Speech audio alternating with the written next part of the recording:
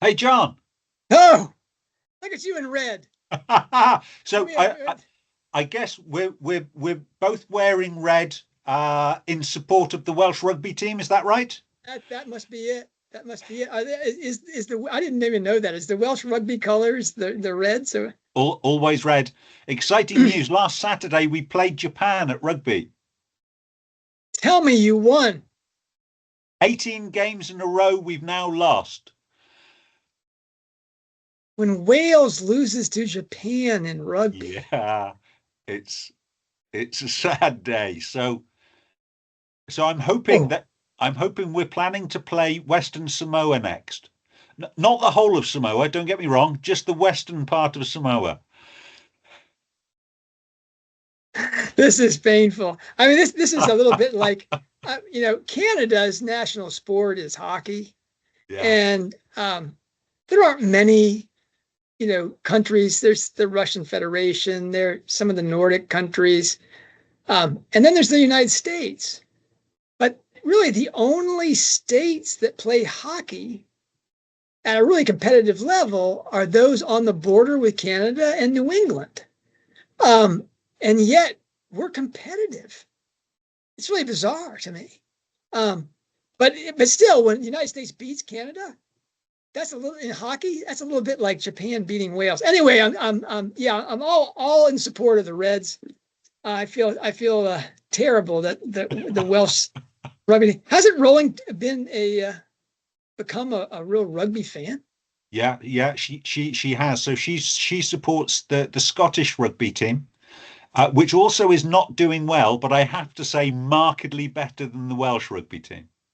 There's pictures of her standing next to rugby players, and it is a revelation. Oh yeah. Because when she does interviews, there's a rule they must put telephone books on her chair or something like that. She always looks like she's at least 5'9", 5'10". When she's standing even in heels next to these Oh rugby yeah. players, And you know that she wears 3-inch heels for comfort when she's going out. Ugh. So anyway, so it's the Rubedo. We're into the yeah, that's that's finale. that's why I put this on. This is Rufus Scrimgeour, Rubius Hagrid, and Yeah. Fred Weasley here. This is the colors for Deathly Hallows. Um, but but tell me about uh, what Rowling was. Anyway, what are we doing here? In So case this someone is just the dropped out of the sky yeah. and decided to drop in at the last, Harry Potter installment of this story. What are we doing here, Nick? Well, so I'm sat out by this beautiful lake in South Wales because I'm avoiding my Japanese colleagues, and I'm I'm here to talk about the lake inspiration, which is Rowling's metaphor for her creative process. So the lake is where her subconscious, her unresolved issues deliver an idea to her. And then she takes that idea over to John in Oklahoma, where he's in his shed. And that is where she applies her artistry to what she's doing. I've seen pictures of her shed. It's a little better appointed than mine. You know. Yeah, it is. So she has a writing room in her garden, and it's she's spoken about this on a radio program with Simon Armitage, who is our poet laureate, and a lovely, lovely chap. If you get a chance to listen to that interview, um, we've only ever seen really photographs of her coffee table in there. And her windows when there's a dog either trying to come in or go out, or there's a spider, but she's talked about she has a small lavatory in there and a sink so that she can make teas and coffees. I'm pretty sure there's some HVAC in there as well. I don't think this is Yeah, like my shed. I although got I've got my my box here of the air conditioner that is in my window in the house. All I have is the box out here that the daddy long legs are crawling I, on. I'm almost certain she's got some kind of heating out there. I don't know how much air conditioning is required in Edinburgh garden room. Yeah, when 20 degrees is your average temperature, I'd be 20 degrees. Anyway, uh, yeah. Anyway, we're doing the Lake in the Shed review of all of Yeah. her work in honor of her Konreki, her 60th birthday. The Japanese rugby players that Nick is avoiding, they understand that a lifetime is 60 years, the 5 elements and the 12 astrological animals of Chinese astrology. When you come to the end of 60 years, you start again in the year of your birth. What is you're a metal dog, aren't you? I'm I'm a metal dog, which I only found out the other day, John, because you told me. I found out that we are I brothers in metal. I am a metal ox. I'm a metal ox. I take a very Cormoran strike attitude to all kinds of astrology.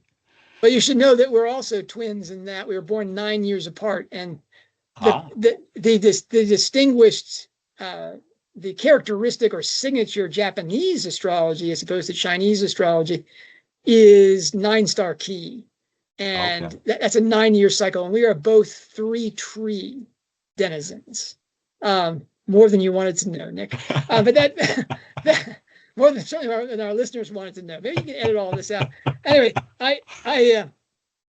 Deathly Hallows for me was it was the peak of Pottermania, absolute madness.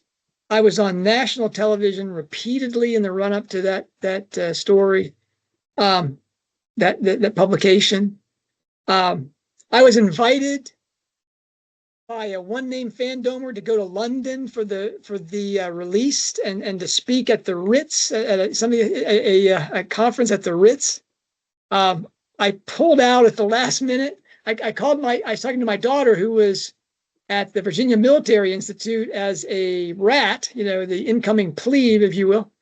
And I said I was going to London for this conference and I might meet J.K. Rowling.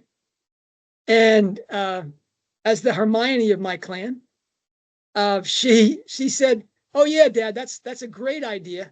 You can read the story to your sons and daughters the next time the 7th book in this series comes out." So I withdrew my plans to go to London and gave a talk at a local bookstore and read the story until they all fell asleep. But it was madness. Even the bookstore event, which had been fun for Order of the Phoenix and Half-Blood Prince, it had become such an event that there were people like throwing water balloons inside the bookstore. Is there a venue where water balloons are less welcome than in a bookstore? I mean, that was pretty crazy. But it was just that crowded and everybody was there, including the people that wanted to be goofy. But I went home and I read the story and I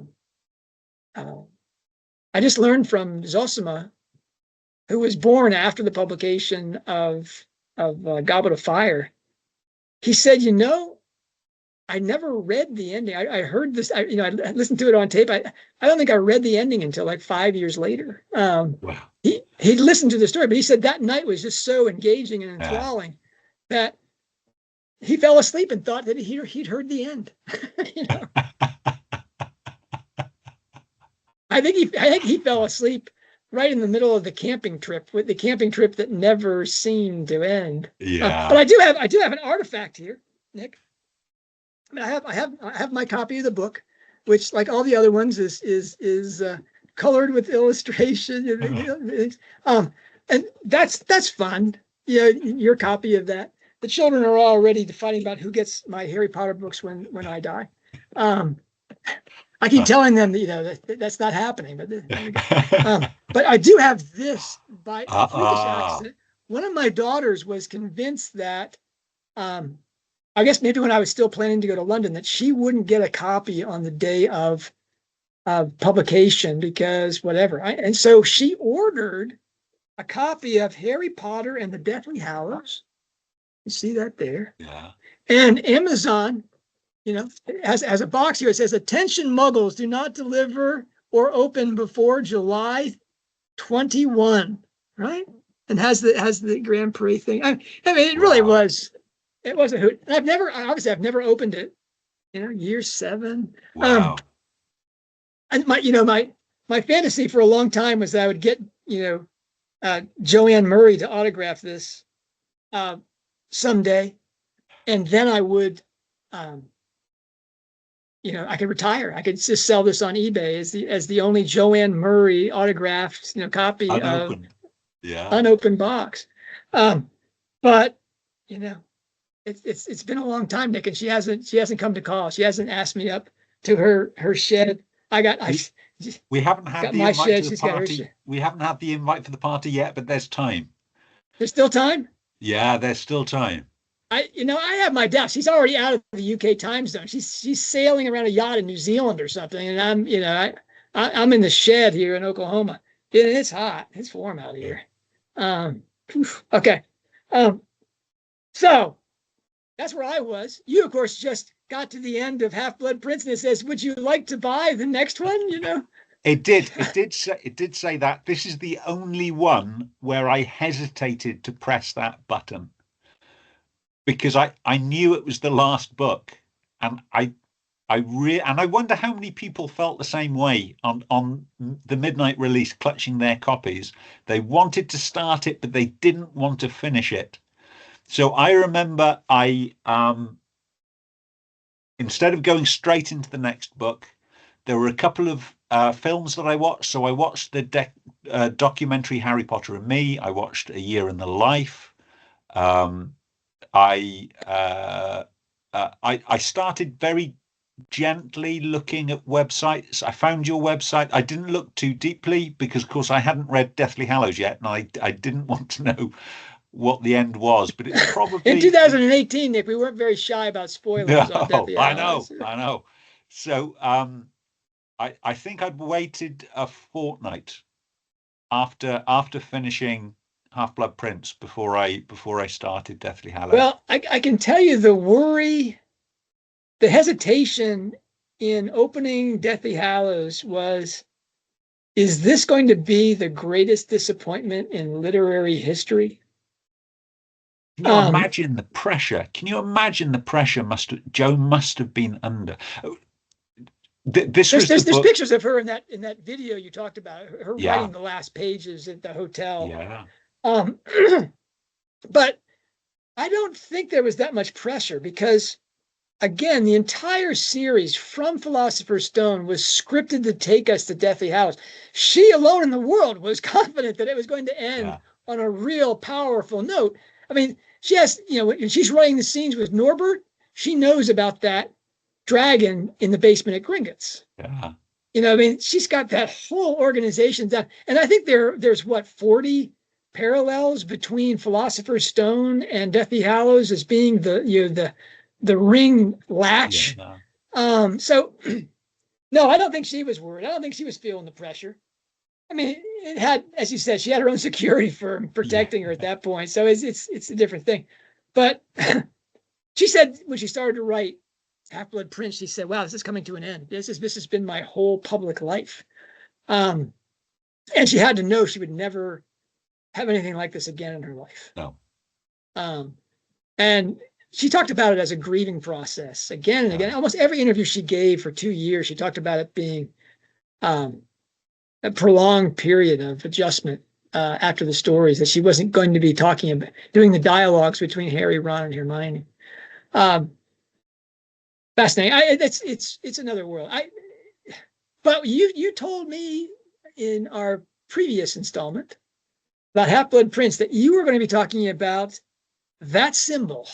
Yes, the Deathly Hallows symbol. So the reason why I want to do this is it's probably Rowling at her most explicit, explaining an example of her subconscious in action. And I'm getting this from an article that Beatrice Groves wrote, and we'll add a link to that in the notes. But it came from something that Joe said during the BBC documentary to coincide with Harry Potter History of Magic. So this was a combined activity initially with the British Library, and then later that a whole exhibition moved to the States. And she says, when talking about the Deathly Hallows symbol, so I drew this picture of Professor Sprout on December the 30th, 1990. Now, as an aside, if you've seen that that drawing she makes of Professor Sprout, that apparently is also another Wydeen teacher. Actually, it was the art lecturer. So she was drawing this picture. I'd been writing Potter for 6 months, so not long into her journey of creating Harry Potter. I was watching the movie The Man Who Would Be King. At some point during the time I was watching that movie and drawing this picture, my mother died 250 miles away. And I got the phone call the next day to say she had died. The Man Who Would Be King, for those who don't know, is a movie with Sean Connery and Michael Caine in it.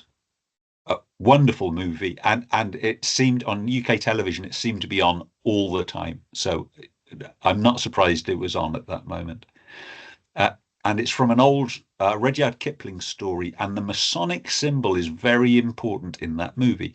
And it was literally 20 years later, so this is 2010, that I looked at the sign of the Deathly Hallows and realized how similar they were. When I saw the movie again and saw the Masonic symbol, I sort of went cold all over, and I thought, is that why the Hallows symbol is what it is? And I've got a feeling that on some deep subconscious level, they are connected. So I feel as though I sort of worked my way back over 20 years to that night, because the Potter series is hugely about loss. And, you know, I've said this before, if my mother hadn't died, I think the stories would be utterly different. So this is one of Rowling's crises. The death of her mother, the defining moment in the plotting of Harry Potter. The night her mother dies, she's watching The Man Who Would Be King. And years later, when her lake comes up with, she needs a symbol. She needs a symbol for the Deathly Hallows. Her lake inspiration dredges up this defining moment in her memory. And the symbol she constructs is visually very similar to that square and compass with the all-seeing eye in the center. It's visually very similar, but this isn't just the way she works. So her subconscious has given her this amorphous shape. She now needs to work on that in the shed and make it mean something. John, how does she do that? Well, I want to kick back on this one, Nick. this we started off this series with Philosopher's Stone, and I talked about the whole Hogwarts thing. That yeah, she said, "Oh, it's from the Arboretum," and there's a lily called the Hogwarts, and I just said, baloney, girlfriend. That's crazy. It's from Molesworth. It's not from your little memory there. It's actually a weed, not a lily, but whatever. The author is not a dependable narrator. I don't doubt that she watched that. I don't think she's got, fabricated memories about the death of her mother, which is a signal event in her life. Yeah. But there is this almost determination to sell that Anne Rowling's death was the inspiration for Harry Potter. And I think we can just say flat out that's just not true. She was 6 months in. She was 6 months into Harry Potter at that point. And at that point, I think she was, because of what we know about the structure of the series, that she had already at least sketched what was going to happen in all 7 books. Could there have been an overlay after, that where the symbol didn't really come into play? I don't know. The symbol is so important inside. It's a backdrop really to the entire Deathly Hallows adventure. Now, first you have to know that eyes are enormously important inside Deathly Hallows. It's probably the primary symbolism of Harry Potter and the Deathly Hallows. We get 5. I hope I can remember them now. I'm only going to talk about one of them, but we start off. Let's go with the one people talk about the most. The whole series we're hearing every time someone meets Harry Potter. What do they say to him? You have the eyes of your mother. You have your mother's eyes. And we finally get a resolution to that when Snape grabs him and says, "Look at me." Meaning he wants to stare into his mother's eyes one more time before he dies. Now that's a critical scene because it's the gimme. Now, we talked before about John Nettleship and the background there, but really Snape owes as much to Dora's illustrations of the Divine Comedy and what Dante looks like going through the Inferno, Purgatory, and Paradise. And at the end of the Paradiso, he meets Beatrice, who's Aeneas. Virgil has been his guide through the first 2 levels. Virgil can't enter Paradise. He's a pagan. And so Beatrice, Dante's beloved, comes to Paradise, comes to the end of Purgatory, puts him through the rivers of Lethe to take away his memories, and purifies him. And by looking into her eyes, her green emerald eyes, Dante is transported to Paradise. And then each level in Paradise that he travels to, he travels by first looking into her eyes. And so when Snape, who is this Florentine alchemist, he is kind of the throwback to that entire world. When he looks into her eyes, that's the redemption, the purification, and the entry into Paradise for Severus Snape. It's the happy ending for Severus Snape. And that's the first eye symbolism you get inside there, right? And then you get the 2 eye pairs. You get the single eye inside the triangular fragment mirror that Harry looks into twice, and instead of seeing his eye, his capital I, that we usually see in a mirror, he sees an eyeball, an EYE. His EYE identity looks back at him, and he denies it because it looks like Dumbledore's eye. It is a Dumbledore eye, but not the Dumbledore eye. But anyway, he sees the Dumbledore eye, the single eye of Dumbledore, which is who Harry Potter is, because it's reflected in the mirror, right? And a really important symbolism there. But you don't really get that symbolism until the Malfoy Manor basement. But you also don't get it, and you also don't understand it until had to have the foil for it until the Silver Doe and Ron the Baptist appears on the scene and pulls Harry out of this lake, saves his life, and in his purification, because it really is Ron's purification. Ron's eyes turn red, whatever, like the Dark Lord's when he has to destroy the locket Horcrux. And there are 2 eyes inside the locket that turn into his worst possible fears and beliefs. His subconscious mind is all of a sudden externalized. And Harry, by giving him the sword of Gryffindor, the true sword of Gryffindor, Ron, of course, here I am spoiling the whole story for everybody. And he destroys those 2 eyes. Now, the single eye and the 2 eyes are a reference. I think it's Matthew 6:21 that we see at Christmas time in the graveyard in Godric's Hollow. that says, where your treasure is, there your heart will be also. The very next verse, it's the Sermon on the Mount. The very next verse is, the light of the body is the eye. If the light that is in you is, gosh, how embarrassing! I don't have this by heart here. The light of the body of the eye is, therefore thine eye be single, thy whole body shall be full of light. But if thine eye be evil, thy whole body shall be full of darkness. How great is that darkness? If therefore the light that is in thee be darkness, how great is that darkness? Now that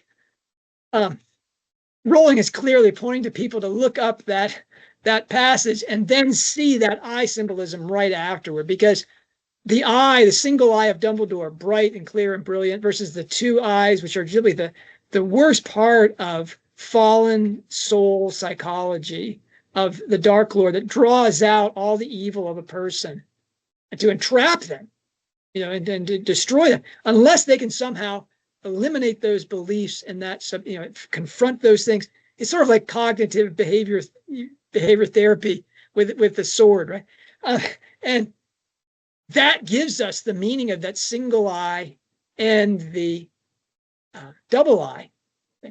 The next single eye is Moody's eye. Moody's eye, after his death, is used as a door site by Dolores Umbridge, one of the creepiest gothic, sort of like 1950s horror film type things. Harry goes in the office and realizes that the literally a part of the body of his mentor and protector and friend really is stuck in this doorway.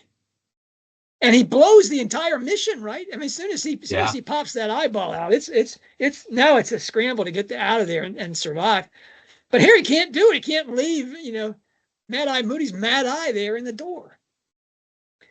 And that eyeball has, as I'll explain in a minute, has really the key to all the eyeballs inside the story. But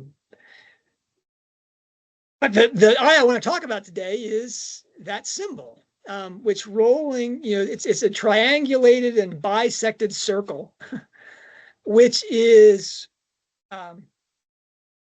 referred to twice in the books as a triangular eye, which, it doesn't really look like an eye. No. Unless you're a cat, that bisected thing is and so her saying specifically this is a triangular eye, maybe that was a point where she understood this as the eye of providence that's in the Masonic symbol. But it is fascinating. She calls it the triangular eye because this is the gift, or the what do you call something that's left to somebody in a will? The bequeathal. This is the inheritance. The bequest. This is the bequest that Albus Dumbledore leaves to Hermione Jean Granger. Love it when she. I should tell you, my publisher at the time, Robert Trexler, he calls me in the middle of the night, and he says, "John, you're in the book. You're in the book." I was like, "Bob, you've been up really late. We've been doing a lot of work the last few days, but I don't think I'm in the book." And that was only because Hermione's middle name, Rowling had said in an interview where she typed out the response. She typed it out that it was Jane. Yeah. But then she made Dolores Umbridge's middle name Jane. I think she was a little upset about that dissonance, and so she made it Jean, Jean. And I think Mackenzie's middle name is Jean too, right?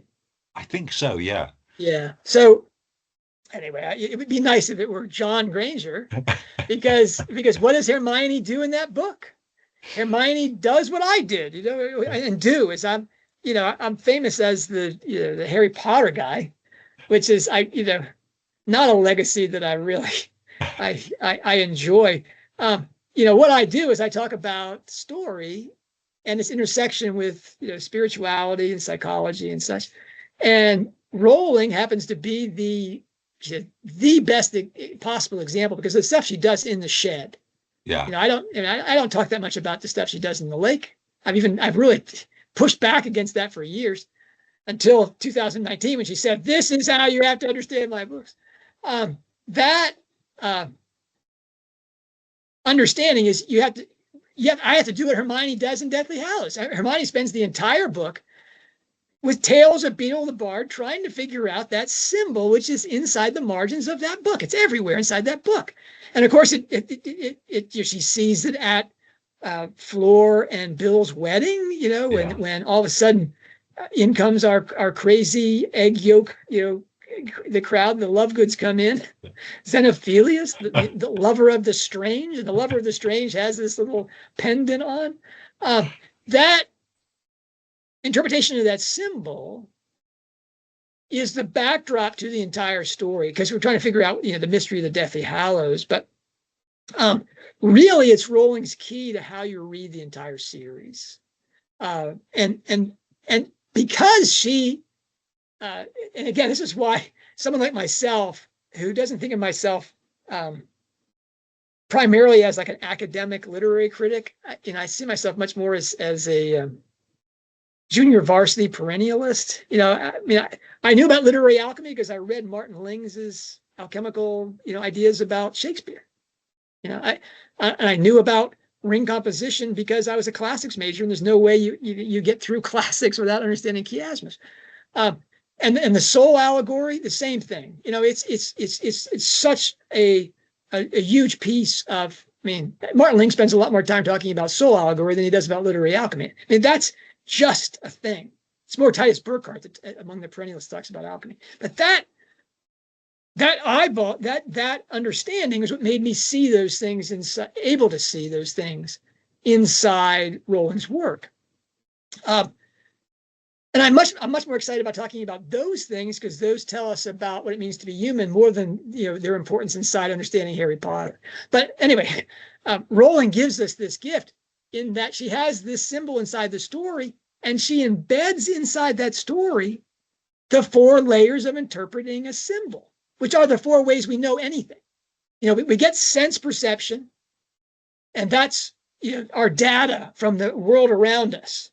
And that's nothing but the surface story, in any novel or film or anything like that, is just what's on the surface, just what we see and hear and feel, maybe. And that's how we know superficially, is what we can perceive. The second level is just good or bad, is the moral part. Do we flee from it or do we fight it? Is the moral of the story. And that's emotional. That's just the sense perception is just data and reflected in the surface of the story. So the good or bad side of it is advantage, disadvantage. It's opinion. And most of that's just our use of sense data to say how it affects us as individuals. Is this going to work for me, or is this not going to work for me? I need to get out of here. That's opinion. So you've got sense data, then you've got opinion and how we know things, which is the surface story and the moral of the story. And then you have the allegorical, and that's science, where you take all the data and you bleed the principle out of it. And so you get a law of some kind. You're deducting. So you're looking through the data to see the reality behind it. And that's what you're looking for. And that's what we call that science. That's sure or fixed knowledge, as opposed to the ephemera stuff that we're perceiving, or the advantage and disadvantage of the moral, of opinion. And in story, that's allegory. This stands for that. You look through the image to see the greater reality. You see the lion, and you see a noble creature of great power and strength and nobility, and you see nobility. And that becomes an image of Christ, the king of the land. And you see an eagle in the sky, and then you see a griffin who's king of heaven and earth, and you're like, oh, that must be the king of heaven and earth. But that kind of symbolism is, again, a transparency, and that's the allegorical aspect of the story. You get to the allegorical, and you think, well, that's pretty much the limit of what I can do, because most of us think that the ways of human knowing are just what we perceive, our opinion of those things, and then are really turning our reason to bear on them, and then we get the science of it. But there, of course, is another level that you have sense data, you have opinion, you have science, and then you have wisdom, which is the sublime aspect of things, which is where you actually meet and have kind of, you actually, it's not knowledge that you have, it's knowledge that you become. It's not something you can learn in a textbook. It's the difference between, what an 18-year-old knows about mathematics through his textbook versus what a man in his 80s knows about how human beings live. He's seen the sun go up and down enough times, and he's become this knowledge. And that's what's usually called the anagogical level. And that's the level of true symbolism rather than tit for tat allegory and transparencies. And Flannery O'Connor, great American writer, she said that until you get to the anagogical, literally the going back, the driving back to what's most real, what's beneath and behind and within the surface of things, the stories aren't valuable. The stories don't communicate to that faculty of soul, what Lewis called the imagination, the organ of meaning. And that here's when you finally get to it, when you experience that stuff. Now, Rowling clearly knows these 4 levels because she has the 4 levels of meaning appear inside Deathly Hallows to understand that triangular eye, that triangulated and bisected circle. And you can say that's the Masonic image, but it's really a stretch, especially when you're talking about Michael Caine and Sean Connery's version of it. It is a fun film. It is a fun film. That I'm glad I don't have the association of my mother's death hanging over a movie. Yeah. Wow. That's a little too much substance there for me. But you can definitely see the lake kicking that up, can't you? Anyway, that symbol inside the stories, we get all 4 of those levels. We get the surface stories thing. You get the surface response and reaction. You get the moral of the story type, Aesop's fable type thing. And then you get the allegory, tit for tat thing. And then very subtly, because the anagogical is always the most subtle, really sublime, you get that inside the story. And I'm gonna go through those, if you don't mind, really quickly. The first one is the surface level, and that's Victor Crumb at the wedding. He sees, he says, Grindelwald killed many people. My grandfather, for instance. Of course, he was never powerful in this country. They said he feared Dumbledore, and rightly, seeing how he was finished. Not this. He pointed a finger at Xenophilius. This is his symbol. I recognized it at once. Grindelwald carved it into a wall at Durmstrang. Then he was a pupil there. Some idiots copied it onto their books and clothes, thinking to shock, make themselves impressive, until those of us who had lost family members to Grindelwald taught them better. Crumb cracked his knuckles menacingly and glowered at Xenophilius. Now, that's the surface level of this symbol, which has a transcendent meaning we learn later. But that's the, if you have any friends that are Hindu, or even just native to India, this, I was at the July 4th party, and I spent the entire time talking to this man from Islamabad, no, he was from southern India. But anyway, the swastika to a Hindu is a 5,000-year-old symbol of the vertical pole and the wheel of life turning around it. You see it all over Japan in Buddhist temples and shrines. In Oklahoma, before statehood, the Indians were playing basketball, and you see all of their teams and their team photos. They have a picture of them holding a basketball with a swastika on it. Now, again, swastika is the Hindu term for that symbol. It's Hakenkreuz in German, but no one ever says that. They always use the Hindu term. I think the EU made the showing of the swastika illegal, right? So it's certainly illegal in Germany. It's never been illegal in the UK. So whether they passed that law after Brexit, I'm not sure. Well, I know that there was all of the Hindus in Belgium and France were like, Yeah. really? That's like making the cross illegal because the Ku Klux Klan burned crosses. Yeah. I mean, it's just, give me a break. A misuse of our symbol doesn't make it, necessarily evil. But that's Crumb's response. It's the surface, Yeah. this means that, and I don't like it, and we're coming after you, whatever. I mean, we feel bad for Xenophilius because I guess he talks later about it. Like, Crumb is just an idiot, but I'm like, Crumb was, he was a physical presence. That would have been rough. Yeah. But then we get the moral level of that same symbol when they're talking about the story of the three brothers inside the tales of Beetle the Bard. And, here's the passage from it. This is Ron and Hermione talking about the triangular eye. After debating with Lovegood until he leaves the room to fetch dinner, Hermione, looking skeptical, tells Harry, "It's a pile of utter rubbish. This can't be what the sign really means. This must just be his weird take on it. What a waste of time." She agrees with Ron that Xenophilius Hallows' interpretation can be dismissed as wizard superstition, and the tale of the three brothers is just a morality tale. As Ron put it, that story is just one of those things you tell kids to teach them lessons, isn't it? Don't go looking for trouble. Don't pick fights. Don't go, messing around stuff that's been left alone. Just keep your head down, mind your own business, and you'll be okay. Ron and Hermione interpret the symbol within the tale as a teaching point or vehicle for training in the stock responses. It's just a moral lesson. This tale of the Beetle of the Bard, all these things. That's the moral level of meaning of that symbol, is the tales of Beetle the Bard. And it's like an Aesop fable. You get to the end of it. Actually, in Greek, it's in the beginning of it. But anyway, we read it. You get the moral at the end of the story. But then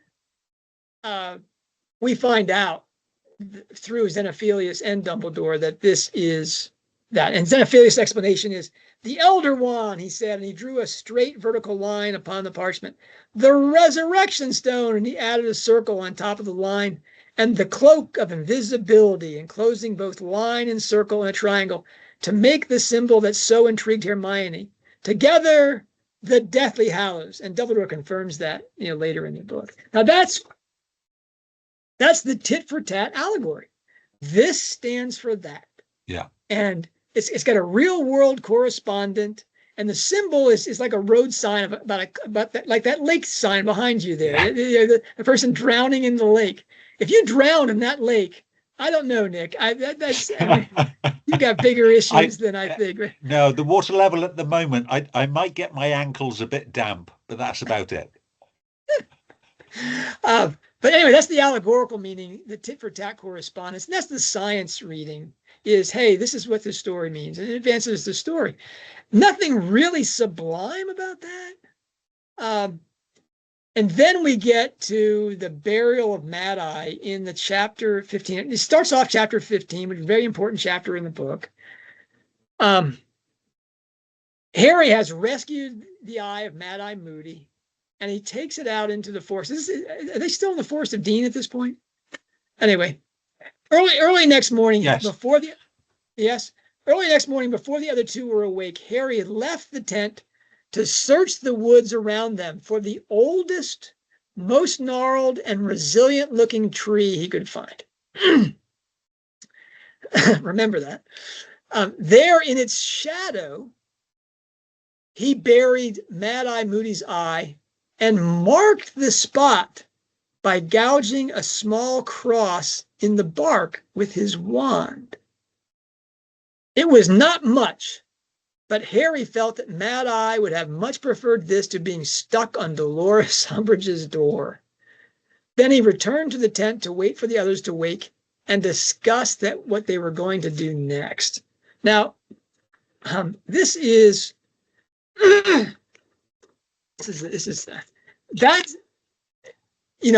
I doubt many people read that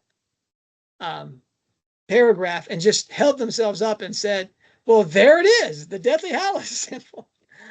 But there it is, the Deathly Hallows symbol. I mean, I must have been on my fourth or fifth reading, before I went, oh, there it is. Especially that most gnarled, oldest tree, most resilient oak tree inside the forest. That's, that's not especially opaque in terms of symbolism, right? This is the Goblin's Revenge. That's that story. The vertical line is in traditional symbolism, which is really a universal thing. It's like you're talking about the swastika being in Japan and in Oklahoma with the Native Americans. Yeah, that's a pretty universal sign, right? The Hindus haven't got a patent on that. And the same thing with the cross. The cross is a universal symbol. You find the cross represented in mosques and things. The vertical line is the world axis or the tree of life. And Harry finds the one that is the tree that is most outside of time, the most has transcended, past, present, and future, most durable thing, and is a vertical image, meaning that it's not of the horizontal plane where everything is ephemeral and is subject to decay. This is a vertical symbol which reaches to the heavens, where things are, by definition, closer to what is eternal rather than what is ephemeral. That vertical image which bisects that circle is the eye of providence. And Americans know that eye of providence is because it's on all of our currency. At least the dollar bill has that triangle with the eye on the top of it. And that's almost certainly because of Benjamin Franklin being a Mason and Franklin Roosevelt also being a Mason and having a wild Secretary of Commerce in his first administration that put that on the bill. That eye of providence is that all of existence is God's knowledge, which is represented by his vision. And his word brings things into existence. And so here's this vertical image reaching to eternity, transcending the world, and the eye of providence pointing to really, where the world, the foundation of creation is in this eye of providence. And finally, we have the mirrored triangles. Now, in the story, that's the Mad-Eye Moody can see in all directions and can see through invisibility cloaks. It's the magical eye. And Harry takes that and he buries it in the shadow of the tree, where it's protected from the light. And it's subliminal, quite literally. It's subarboreal, I guess I should say, in that it's taken away from people's sight and ability to desecrate, buried in the root of that tree, and what gives the tree its substance. Harry understands this. This is where this is going, is to the eternal memory of his friend Mad-Eye Moody, Alistair Moody. Now, the mirrored triangles in the symbol, and you really have to see them rather than as a triangle invisibility cloak. You have to see that as two triangles, two right triangles, because that mirrored triangle is represented in the story by Harry doing the sign of the cross. And that's the polarity without duality of existence, that you have a vertical element reaching up like the tree of life, and then you have the horizontal element that is, God's essence, his transcendent aspect, and God's energies, which bring everything in the world into existence. And that's, the cross is the symbol of everything existent and how we have communion with God and Christ, which is, again, God's word, but much like his eye. So this is the most heavily laden symbol. And Harry, of course, Harry's not a Christian. Harry carves a cross into the tree. If he's going to go all out, why doesn't he write Alistair Moody and make it into a headstone or something? No. He wants this to be a silent memorial that reaches to God about the memory of this thing and how he understands how this man's supernatural vision is what saved his life repeatedly. This is, and he all of this is unconscious. All of this is subliminal to Harry. Harry is not the sharpest knife in the drawer, but it's the sublime meaning of that Deathly Hallows symbol. This is about as powerful as it gets. the tree of life being the symbol or axis connecting every plane of reality with supreme reality, the absolute, the eye of providence, the symbol of creation being an effect or consequence of God's vision or knowledge, and the cross, which remember is a symbol of the center and the means to God by the resolution of contraries, which is love. And that's the message of Harry Potter, is that symbolism of the center, this heart that you have, where your heart is, this is that thing, where your treasure is, there your heart will be also. This is that center that Rowling is talking about and speaking to. Harry represents that heart in the soul triptych of Harry, Ron, and Hermione. Ron's the body, Hermione is the thinking intellect or the will, and Harry is that heart. His superpower is his love, his capacity to transcend the world in the sacrificial love of his mother. That symbolism of the center, we talked about this in Half-Blood Prince, is where Rowling takes the reader, and the reader who identifies with Harry takes Harry to that center in every single book, that magical place which isn't a place, and a time which stretches into eternity, really, and where he learns all things. And in Harry Potter and the Deathly Hallows, through that symbol, we come eventually to King's Cross. We come to that symbol of Harry arriving at the center, at the mythical King's Cross, or the archetypal King's Cross, in which, and all the language, they talk about it being a train station, or a way station, but really, all the language is about palaces. It's about the kingdom of heaven. He is in Logos land where he knows all things. Dumbledore says to him 14 times in that passage, as you know, Harry. Well, Harry doesn't know all those things. Harry comes up with these things miraculously, it seems. He doesn't have his eyeglasses. He sees for the first time, not through a glass darkly. In Logos land at King's Cross, he is at the center, the heart of all things. And then we have the final, as the dry ice smoke is coming up at the end of the King's Cross scene, and Harry's fading out to go back to the Forbidden Forest. He says, "Hey, wait a minute, is this real or is this just in my head? Because, I've been fooled in every single book. I've gotten it backwards every single time. I know how these books work. I know I'm going to have this meeting with you and I'm going to find out it's not." And Dumbledore laughs, because you're not supposed, if you think the person you're talking to is a delusion, you shouldn't be talking about what's real and not real. But anyway, he laughs at him and says, "Of course this is in your head, but why would you think it's not real? This is the reality that brings everything into existence and by which you know anything." And Rowling said she waited 17 years to write those lines, and it's because she finally delivered on what she was trying to do inside the story. None of that, Nick, comes out of her lake. The stuff that comes out of her lake is, formed a lot by the stories that she's read, certainly in the images and that kind of thing. And it has potential as story. But until she takes it into her shed and she begins to layer into, these archetypal symbols, from alchemy, from story structure, to the soul allegories, to the Christian content, and she even gives you a key inside the books.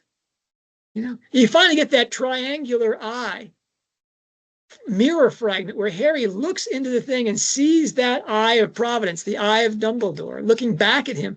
That's who Harry Potter is and who we identify with, this Logos identity. This is, I really like the ending of the Hunger Games. Really, again, profound symbolism. She went to school at the J.K. Rowling University, and she really got it and delivered in Mockingjay a very powerful ending, one that left me disturbed a lot longer than Deathly Hallows did. Deathly Hallows comes to sort of a happy ending. Mockingjay leaves you just shattered. But anyway, other than Mockingjay, I can't think of a single story written by a contemporary author that delivered on so many levels, so powerfully, so intentionally, as does Deathly Hallows. We see a lot of it in Troubled Blood, and we see a really delightful form of it in Christmas Pig. But we haven't had 6 books leading up to it. No. We haven't had this tremendous investment where we've been looking over Harry's shoulder for so long. We really think we are Harry Potter. And so when he rises from the dead finally and vanquishes the Dark Lord by calling him to repentance, feel some remorse, buddy. See yourselves with this eye. Yeah. He can't do it. That he's destroyed his soul. He doesn't understand the power of a purified soul, which has really taken on this spiritual identity, this identity, EYE identity inside that triangle. That triangular eye symbolism is, I don't think in survey courses about 21st century literature that they'll have people read the entire Harry Potter series. They probably will. But if they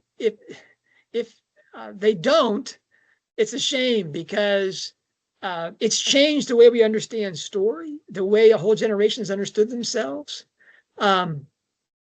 It's the most powerful bit of storytelling and shed artistry that I know of. And I've talked several times this last couple of talks about how I don't want to be known as the J.K. Rowling guy or the Harry Potter expert. It's always said in a very patronizing way. Oh, you're the Harry Potter guy. Like, wow, what a nut, But I'll take that if I get some credit in future generations for having been the first guy there to say, whoa, These books were as popular as they were, not because of, marketing or if it had been marketing, I love that one. If it had been marketing, we'd have 10 Harry Potters by now. They'd have figured out how to sell these books. Have you ever bought a book based on a poster yet? No, I haven't. And these stories operate at such a depth, and it makes me again. I love B. Groves, and I believe me, her stuff is. You've collected all of her stuff. It's hosted at my website. That's because I want people to have access to those things. Things that B. Groves write just fade off into the nether realm. I'm glad they're all collected at our site. But that stuff about the Masonic eye. Yeah. Unless you really get into that, Rowling has used that triangular eye to communicate how, basically it's a guide to epistemology.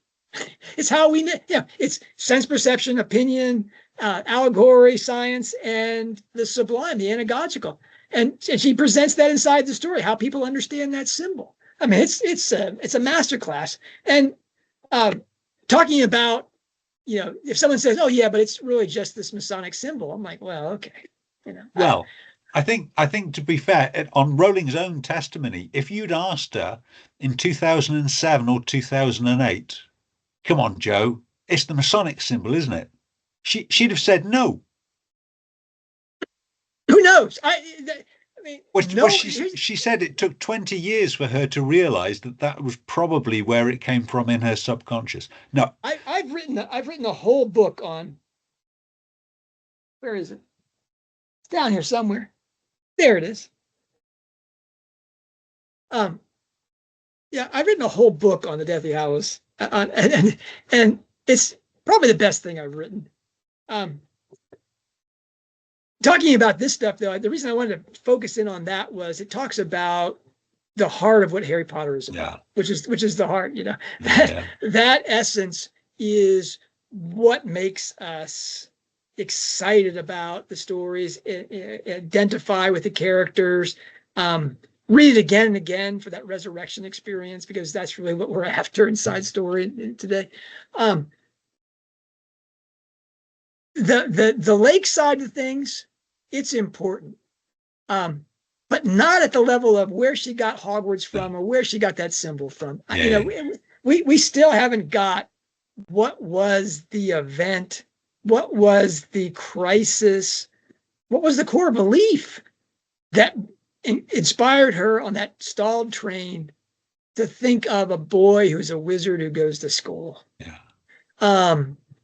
And we know it's not the death, because she's 6 months into the planning at that point. And I have to think that she's got it already laid out on a 7-story ring. And she's, maybe she hasn't got the Deathly Hallows symbol, which it's maybe people will say that's too sheddy. But it works so well. I don't think it's too shitty. No, I think it's no, it's no. I'm in agreement with you there. So, as part of our campaign to stop people knowing you as the Harry Potter guy, we haven't got any more Harry Potter books. oh yay! We do We have those. move on to what I think is universally acknowledged to be her finest work. My favorite book, and the book that started my J.K. Rowling Hogwarts professor journey, Casual Vacancy. Well, Casual Vacancy is certainly the most underappreciated of her books. I will give you that in terms of the most, and I will say that it has tremendous value in for the laic understanding of J.K. Rowling. Once she said, "You can't understand my works really until you get to the lake." Wow, Casual Vacancy is the most wildly transparently biographical piece that she's ever written. And that was evident at the time. And I really denied it because I didn't want to go to the lake thing. I wanted to touch much more about the Good Samaritan, but really, yeah, we have to lean into the lake thing. You said you were going to do a geographical thing on this? Yeah, I need to check back on that video. So we talked about it on the introductory shoot, and I firmly believe that when I said that, I was gonna look at the most biographically indebted book that she's written to date. I think John's eyes rolled back so far they were in the back of his head. If they didn't, he deserves it. That's a bit of a cop out. Although it is a prod to me. The geography I think is important, and I think there's some fascinating work that needs to be done on the correspondence between Tutshill and Pagford. And look out for a post that I aim to complete on Hogwarts Professor for that. But no, I can't not for lake inspiration for our Casual Vacancy episode. I'm going to be looking at Bad Dad. Wow. And Peter Rowling embraces it, or at least he says. Anyway, I don't want to. Yeah, the Bad Dad of Casual Vacancy is legend. Now there is Bad Dad in everything she writes. It is a golden thread that is, from Tom Riddle Sr. to the Bad Dad who is murdered by his daughter in Running Grave. Spoiler alert. Really from the very beginning to the very end, it's the Bad Dad. Yeah. So I'm really looking forward to. But but there's so much you could do. Every woman inside the story. Yeah. Is a Rowling. There is. I mean, we could do one video every day this month on biographical allusions within Casual Vacancy. But exactly 6 people would watch it. Almost, most of whom are related to us, And always leave the audience wanting more. What am I going to talk about? I think I said I was going to talk about the Good Samaritan because it is, there is sublimity inside Casual Vacancy, enough to hook you at least, to make you think, wow, there's something about this author. Because as I think you noted, I don't know if it's privately or publicly, you said to me, you were having a very rough year and you identify with all these miserable characters leading miserable lives. Wow. I want to talk about the Christian elements of Casual Vacancy, which are obscure at best. And yet they're the undertow of the book. Yeah. That make the ending as tragic as it is. All right. This it's I have to go change my t-shirt. I got soaked it. This is I hope the temperatures don't get too much warmer there for you in Wales. I think I can hear my Japanese colleagues approaching. So I'm going to get out of here. My t-shirt, there it is. See you tomorrow. That's John. right. Have a good one. Casual Vacancy up next.